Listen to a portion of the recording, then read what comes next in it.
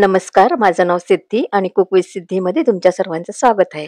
आज आपण बनवणार आहोत पनीर मसाला. चला तर मग रेसिपीला सुरुवात करूया. सर्वात प्रथम एका पॅनमध्ये थोडंसं तेल टाकून त्यात खडे मसाले, आलं लसूण मिरची, एक कांदा, एक टोमॅटो आणि 10-12 काजूगर टाकून हे सर्व लाल होईपर्यंत परतून घेऊया आणि थंड झाल्यावर त्याची पेस्ट करून घेऊया. वाटण आपलं थंड होतंय तोपर्यंत त्याच पॅनमध्ये थोडंसं तेल टाकून त्यात चिमूटभर मीठ, लाल तिखट आणि हळद टाकून त्यावर पनीरचे तुकडे टाकून सोनेरी रंग येईपर्यंत तळून घेऊया.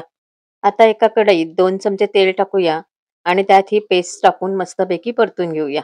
मग यात टाकूया हळद, लाल मिरची पावडर, मालवणी मसाला, धनेपूड, जिरेपूड आणि कांदा लसूण मसाला.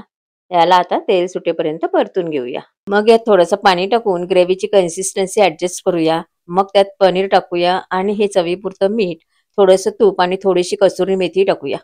आता हे 2-3 मिनिटासाठी शिजवून घेऊया. हे बघा आपला पनीर मसाला रेडी आहे. तर त्याला सर्व्ह करूया आणि शेवटी त्यावर कोथिंबीर गार्निश करूया. आणि जर तुम्हाला रेसिपी आवडली असेल तर लाईक करा, शेअर करा, कमेंट करा आणि सबस्क्राईब करायला विसरू नका.